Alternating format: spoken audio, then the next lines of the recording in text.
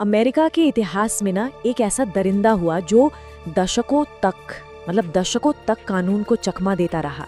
दिन में वो एक पुलिस वाला था, एक पति, एक पिता, लेकिन रात के अंधेरे में उसका एक बिल्कुल ही अलग खौफनाक चेहरा सामने आता था।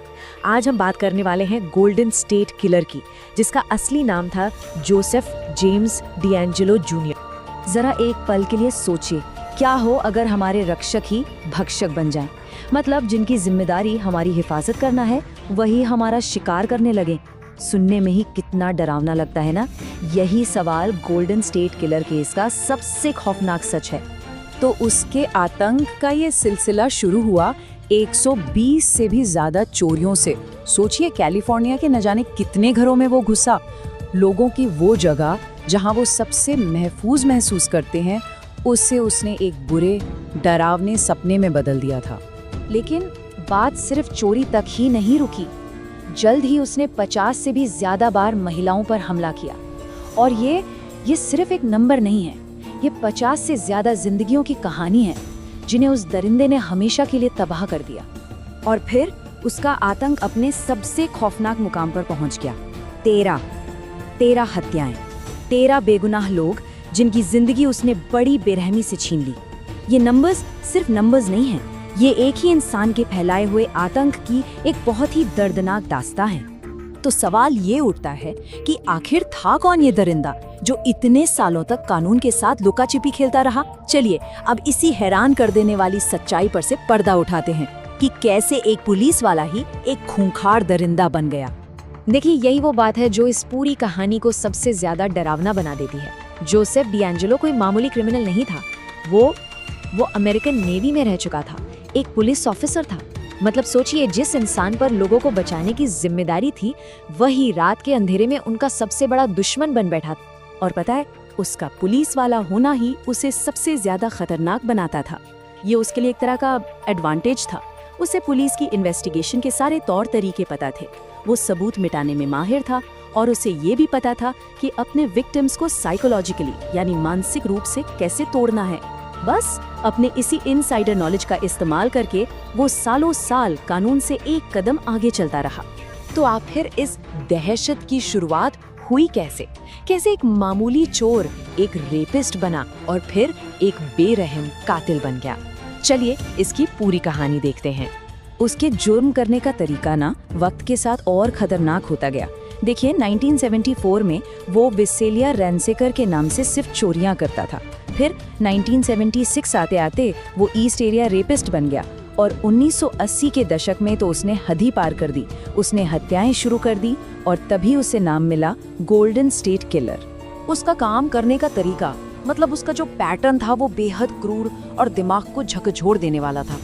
वो रात में घरों में घुसता था, घर के मर्दों को बांध देता था और धमकी देता कि अगर जरा भी हिले तो जान से मार देगा।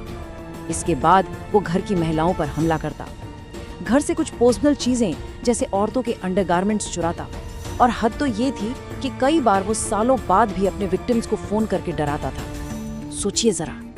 अब बात करते हैं उसके क्रिमिनल करियर के सबसे खूनी दौर की, जब उसने हत्याएं शुरू की और पूरे कैलिफोर्निया में गोल्डन स्टेट किलर का खौफ फैल गया। 1980 के बाद खेल पूरी तरह बदल गया। अब उसके हमले जानलेवा हो चुके थे। वो कपल्स को, शादीशुदा जोड़ों को अपना निशाना बना रहा था और बड़ी बेरहमी से उनकी हत्या कर रहा था। और वो इतना शातिर था कि पीछे कोई सुराग, कोई गवाह तक नहीं छोड़ता था। पूरी कैलिफोर्निया पुलिस मानो अंधेरे में तीर चला रही थी। इतने सालों के आतंक के बाद ना अचानक कुछ ऐसा हुआ जिसकी किसी ने उम्मीद भी नहीं की थी। ये कहानी है एक लंबी 40 साल की रहस्यमयी खामोशी की। साल था 1986, और फिर अचानक सब कुछ शांत हो गया। हत्याओं और हमलों का वो जो सिलसिला चल रहा था, वो एक झटके में थम गया, जैसे गोल्डन स्टेट किलर कभी था ही नहीं, हवा में गायब हो गया हो। तो सवाल यही है, अमेरिका का ये सबसे खतरनाक शिकारी आखिर 4 दशकों तक, 40 सालों तक कहाँ छिपा रहा? वो गया तो गया कहाँ? और इसका जवाब यकीन मानिए सबसे ज्यादा डरावना है। वो कहीं छिपा ही नहीं था, वो तो सबकी नजरों के सामने था। एक बिल्कुल नॉर्मल आम जिंदगी जी रहा था, एक बीवी, बच्चे, एक अच्छा पड़ोसी।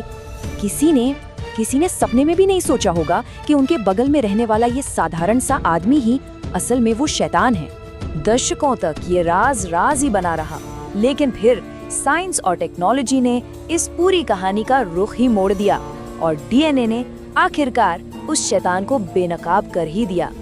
तो पुलिस ने किया क्या?